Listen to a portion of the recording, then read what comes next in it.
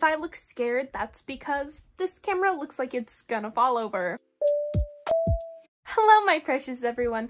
Welcome back to Wow Mel. I just took such a huge breath. Oh my god. Clearly, I feel like I'm already bringing that hot mess energy to my channel, so we love to see it. I have had a very extremely busy May and April, and so I was getting kind of burnt out, but I also managed to hit a bunch of milestones on Instagram and Twitch. I have over 100 followers on Twitch now, and I have over 200 followers on Instagram, and I am slowly but surely making my mark on the 100 subscribers on YouTube. I occasionally answer questions on my Instagram, but I have never actually done a proper Q&A video, so now I thought it would be the time. It's that nice low energy content, but it'll also help me get to know you better. Nope, other way around, you to know me. The brain cells are not here today, lads. Also, my hair was like not looking so hot, so I put it in this wig, and this wig's bangs are supposed to be straight across, but I couldn't be bothered to cut them, so now they're awkwardly shoved to the side, and yes, you probably will see me fixing them the entire video. It's fine. We love it. I have collected questions from my Instagram over the past day. My Instagram is wow__mel if you're curious, by the way, and my Twitch is also actually wow__mel. So I wrote them down in this sick Pikachu journal, and I will just be answering them here. I have not pre-made my answers, I just wrote down the questions, so this might get a little long-winded and messy, but here I am. Question 1, which was my most popular question, of course, is how/why did you get into cosplay? I think I actually briefly mentioned this in a video, but I got into cosplay because of Dungeons & Dragons. I really wanted to portray my character Silvestus. She's a blonde, half-elf paladin with an oath of vengeance. I actually have a video of getting to know her, and then I also have a video of me like putting on her cosplay and going on the shoot. I've always been interested in cosplay. I knew what it was, and I saw people do it, and it was always something I wanted to try. Like during Halloween and stuff, I would always be super excited to dress up, and if I had to put on any sort of performance at school, like plays or even sometimes projects you would dress up for, I would always get really excited about it. So I was always kind of into the concept of it, but I never fully plunged into it until I started playing D&D, and I just, something about that girl, I had to be her, and since I did it, I found that I really love being someone else. That sounds bad. I really just love looking at myself and seeing not only myself, but a character that I love. It's really fun, and plus the reception has been awesome. I think not only getting to become someone else through makeup and hair and clothing, but also just like getting really cool shots with my photographer at Crazel Photography. She's also my best friend Bianca. It's become very valuable to me because I love doing cosplay shoots no matter what, but obviously I go with Bianca most of the time because not only is she my best friend, I really love the work that she does. And so I think it's been a cool, at least in my opinion, I don't know about hers, but I think it's been a really cool bonding experience to combine her art, which is photography primarily, and then my art, which is cosplaying. And it's just another way for us to bond as best friends and create art together, and I really, really like that. So basically, I cosplayed Silvestus, fell in love with it, and then just wanted to cosplay every character ever. In the same vein, I have what made you want to start streaming? I feel like streaming I was also just kind of generally interested in. What made me want to do it specifically was when I was playing Persona 5 with my sisters. My family hangs out a lot, so every night we usually get together and either make our way through a show together or play a video game together, or like one of us plays and the rest of us watch. And one of the games that I played and they watched was Persona 5. I talk a lot when I play video games, and my family, we all kind of talk together when we do it, and so I kind of already knew what it was like to have an audience. And to be completely honest, this is gonna sound like obnoxious, but I thought it was funny. And I thought, hey, I think the wider community needs in on this because I have things to say about video games. Am I the best at playing it? No, but I think I have fun and me and my chat have fun together. And I kind of wanted to have an opportunity to cosplay more because I was already cosplaying some of the Persona characters. I thought it would be cool if I streamed while in cosplay, and now that's basically my whole shebang. Plus it gives me a lot more use out of my cosplays since I stream twice a week and I wear my cosplays to them. It just makes it feel a lot more worth it when I spend a couple $100s on a cosplay because I wear it frequently instead of just wearing it once for a shoot and maybe to a con. It just helps me like digest it better. What is a cosplay you've done? Nope, that's not the question. What is a cosplay you've never done but really hope to do in the future? I have two for this. I mentioned way back, I think in my video where I was being Silvestus, that my next cosplay was probably going to be either my other Dungeons & Dragons character Myr, who I have not cosplayed yet, or Gladys from Portal, who I also have not cosplayed yet. And I really want to do Gladys from Portal. I would do a humanoid version of her, obviously. If you look online, there are people who've made like her robot outfit, and it looks super cool. As much as I love, respect, and am in awe by that, I want to do a humanoid version myself. I would probably wear like a white bodysuit and maybe like black gloves, black boots, maybe have Aperture logo somewhere, like short white hair. And I was thinking of making her head, her robot head, like either a full helmet or having it a thing that goes over one of my eyes maybe. Plus, I know ways to adjust my voice to make it sound like I'm speaking like Gladys, or like there are like AI things that you can do text to speech and make Gladys talk, and I thought I could really make some cool videos combining my Gladys cosplay with technology like that. But because I'm doing Persona and that's what I'm most well known for, and I'm streaming Persona right now, buying and getting together all my Persona cosplays has definitely taken precedence over that, so I'm hoping to get to it once I'm done with the Persona stuff, but it's just gonna be Persona time, honestly, for a while. I think it'll be a while till I get to Gladys. But my cosplay I want to do more than anything else in the world, my ultimate dream cosplay, it's gonna sound really weird, but I actually really want to do Skull Kid from Majora's Mask. I love Skull Kid, I love Majora's Mask. I think Skull Kid's story is sad and interesting. I think Majora's Mask is just sad and a little creepy and interesting. Something about that game and about Skull Kid just really draws me to it, and I don't tend to prefer cosplaying men or more masculine characters. Not that Skull Kid, I mean, look at him, he's not like hyper masculine or anything. But Skull Kid, I just want to do him, I just want to be him. I think it would be awesome. I've seen some really cool Skull Kid cosplayers. They just look so creepy, and I would have so much fun at a con just being Skull Kid, wearing Majora's Mask, just sitting places and cocking my head at people and being menacing. I don't know. I really want to. It's my dream. Maybe one day. I want to learn to sew and do foam armor and stuff eventually, but I have so many things I want to learn. Right now, I am going to focus on learning how to draw, actually. So cosplay crafting still is taking a hit.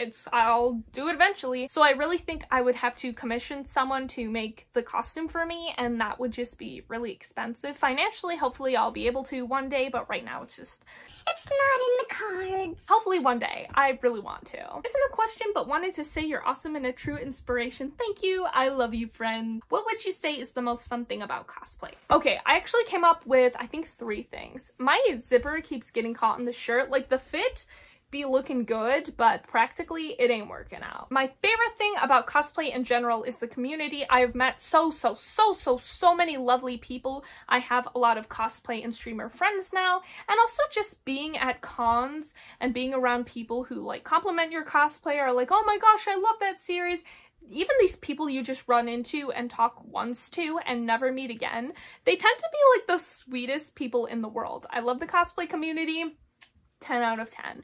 But I know, obviously, the cosplay community is part of cosplay, actually. It's a massive part of cosplay. But in terms of, like, actually cosplaying, me holding a pen, actually cosplaying, I think my favorite part is the wigs, because I feel like I could have the same makeup look and just could seem like a completely different person depending on which wig I wear, because not only do you have wigs in different lengths, colors, you can also style them different ways. Even the same wig you can get a lot of different looks out of. So I think it's my favorite way to instantly feel like I'm someone else. Plus it helps like on days like today where my hair's a mess that I have a ton of wigs, so I can like color coordinate it to my outfits. As someone who really likes fashion, that is a big plus to me. I also really like about cosplay is, though I have anxiety and sometimes it does trigger while I'm in cosplay, I tend to be very confident when I'm in cosplay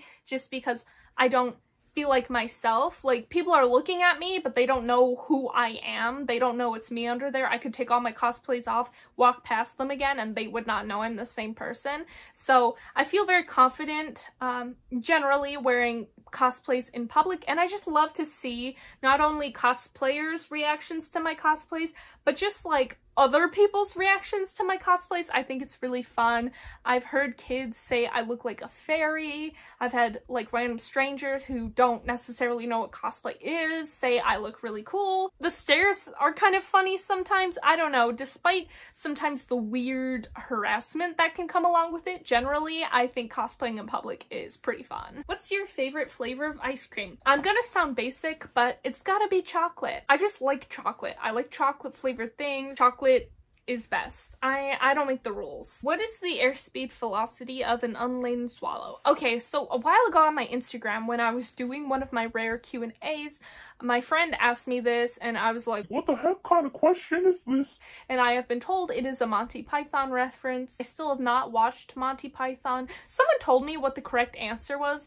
I think I was supposed to ask a question back, like European or something. To be honest, I got so many references in my brain that I don't have room for references of things I'm not particularly a fan of. No hate to Monty Python. I'm sure the movies are hilarious, but I just haven't watched them.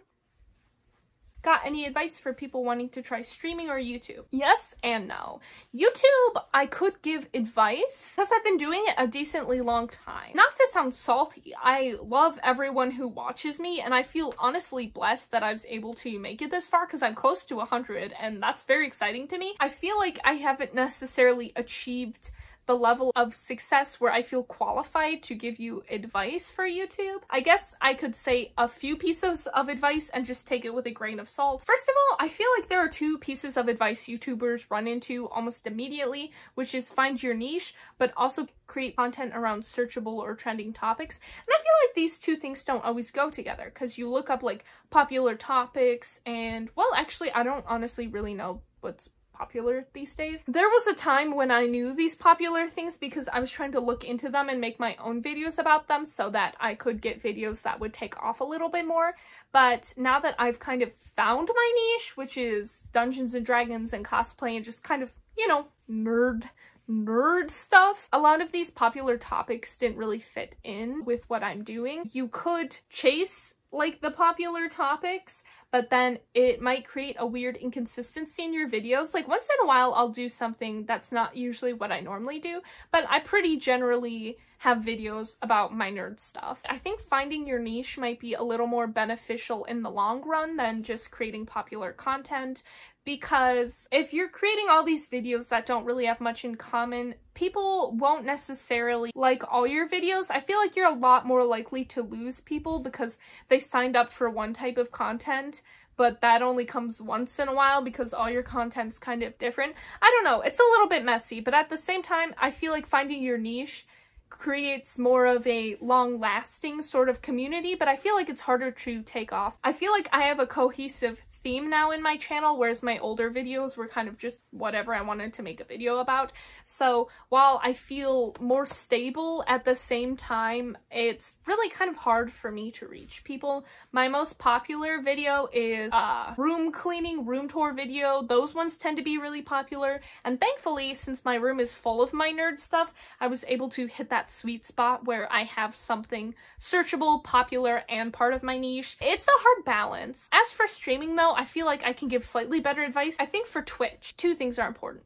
One, it's important to get involved with the community. Obviously, the Twitch community is like massive, but to find some streamers you like and keep checking in on their streams. And I don't mean this to be like pop in their chat and be like, hey, I'm a streamer, come check me out. But actually find streamers you genuinely like and show up as much as you can, because you're bound to hopefully eventually make friends with them and then potentially their communities. I think joining a few streamers' discords has been really beneficial to me. These are all people I am friends with, so it's not like I'm just joining discords to get the follows. I have this friend, actually I'll plug him here, he's Dr. Inverted. He deserves it. I joined his Discord, and not only did I get to meet him and his lovely community, but on his Discord he has a bunch of other streamers, and so I've been able to watch and make friends with all these other streamers, and now we're like a little family over there. Like, I can jump into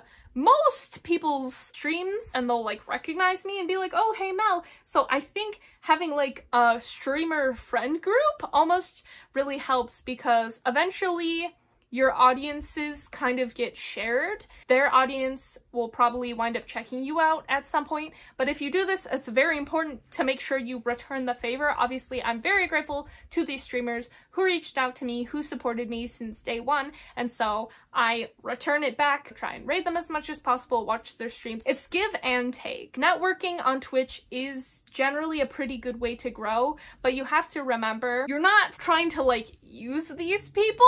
Keep in mind you are networking to make friends, to make genuine connections with give and take, so their audience will probably come to you, but you have to make sure to give them credit and to share your audience with them as well, so that they don't feel like you're just like using them for clout. I think it's pretty beneficial to also have a YouTube channel if you are a Twitch streamer, because you can upload edited VODs on here, and then also I've heard that bringing people from YouTube to Twitch is helpful, and bringing people from Twitch to your YouTube is helpful. You can kind of share your community that way. I mostly just think that YouTube is good because it can have you practice talking to a camera and not having people talk back, because a lot of people, when they first start on Twitch, they won't really have that many people chatting in their chat, and you have to keep talking, because if you're just running a stream where you're not really talking, even if people click on, they're gonna click off because they're watching a silent playthrough, essentially. You have to keep talking even if no one is watching,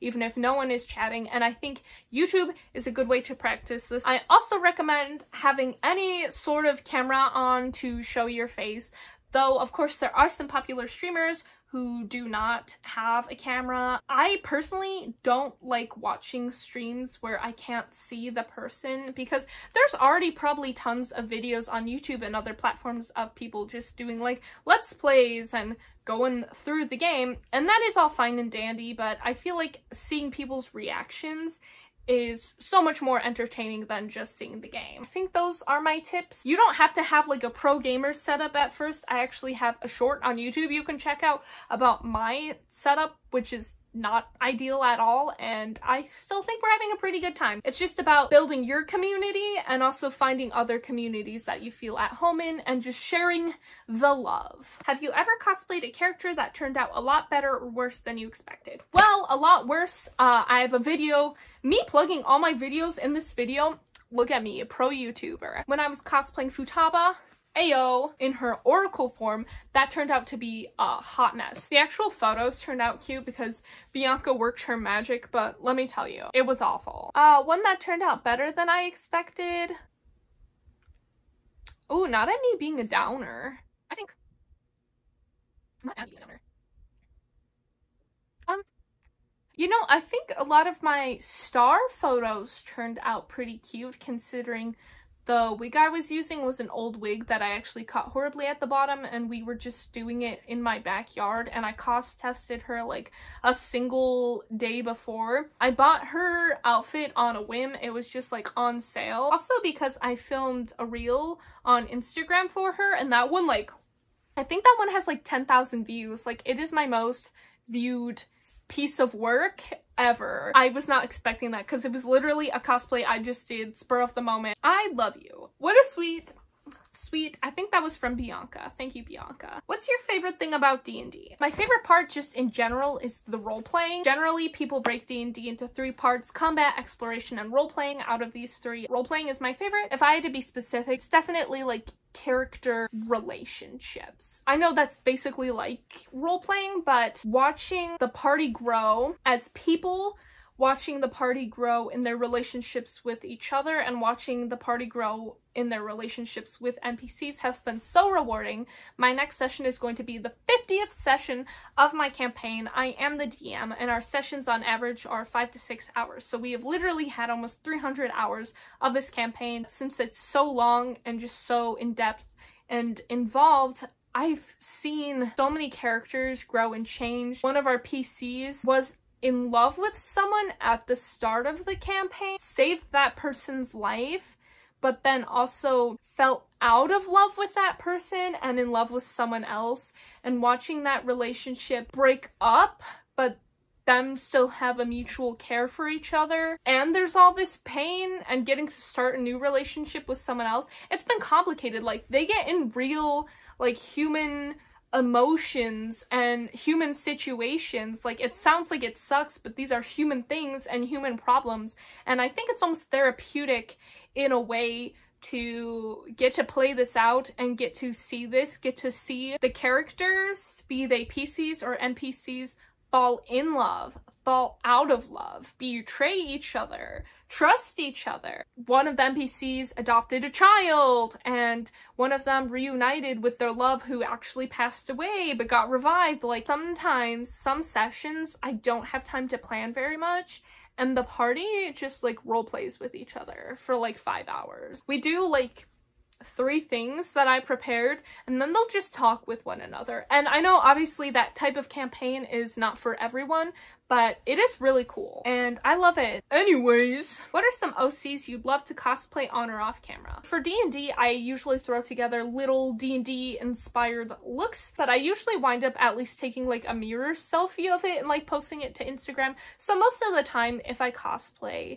to some degree, it always is on camera. Like, there's probably 1 or 2 times, especially if I'm not like feeling how I'm looking. It's a form of expression for me, so whenever I get an opportunity to share it with you guys, I do enjoy it. I mentioned earlier that I want to do Mer. I think Mer would be fun because she was my first ever D&D character, and the first time I played her, she was kind of a hot mess, but I played another version of her in a second campaign that I wound up liking a lot more. She is a 13-year-old tiefling bard. She's 2 horns, and one of them is actually kind of broken in half. I would just like to cosplay Mer in remembrance of her being the start to my D&D journey. I would also really like to cosplay Dove from my D&D campaign. I would also like to cosplay Kinry. I think would be fun. He's a tiefling, but he has like bright red skin and the body paint, but it would be pain. I would also like to cosplay Pippin, but same deal with the body paint because she is a satyr inflicted with like the Midas curse, so everything she touches turns to gold. Her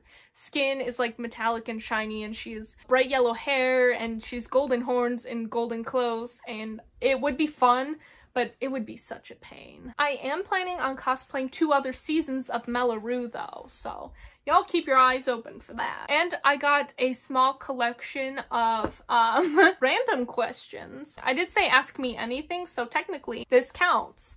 Does your money, well, they actually said cunny. Does your cunny jiggle, jiggle, or fold? Folty, kind of more on the jiggle, jiggle side, but I'm trying to manifest, so I'm gonna say fold. Do you sometimes think about our purpose for existing? To be honest, not really. When I was in high school, I was very existential, also very depressed. But I used to think about that all the time. Those thoughts were, is this all a simulation? Is any of this real? But I'm at the point where I don't really care. Like, maybe it is a simulation. Literally, how does that affect me? Okay, I said it's a simulation. Did I break anything? When I get existential, I usually ask myself, do I care? And the answer is usually no. The only thing I feel sad about sometimes, there are things that I really love, pieces of media that mean the world to me, and the one I always jump to is Earthbound. It's probably my favorite game. I think about far, far in the future, when people will be no more, the universe won't know how good Earthbound is anymore. And that like makes me so sad. Like, when the earth is an empty husk, who's gonna play Earthbound? Does Bruno Mars is gay? I honestly don't know. Worth a Google. 1 + 1 × 1 = what? Well, if we know our great PEMDAS, we would do 1 × 1 first, which is 1 + 1 = 2. Thank you, math! Thank you. Are you one of the hot singles in my area? Probably. So if you're getting weird, suspicious alerts about hot singles in your area, I am so sorry. I think it's me. And what a lovely one to end off with. Merry Christmas. Thank you guys so much for asking me these questions. I didn't really know if anyone would actually have questions for me, and I know my answers were probably long-winded and rambly because I did not prepare them, but I hope this helped you get to know me a little bit better, or at least answered some of your questions about cosplay or streaming. Speaking of, to plug myself one more time, my cosplay Instagram is @wow__mel. My Twitch is also wow__mel. If you like this video and videos like this, please give this a thumbs up and consider subscribing. I post videos every other Sunday about cosplay, D&D, and whatever other nerdy sorts of things I am into, so if that sounds fun, you should definitely join me. I hope you have a beautiful day, my precious everyone, and I will see you in the next video. Bye!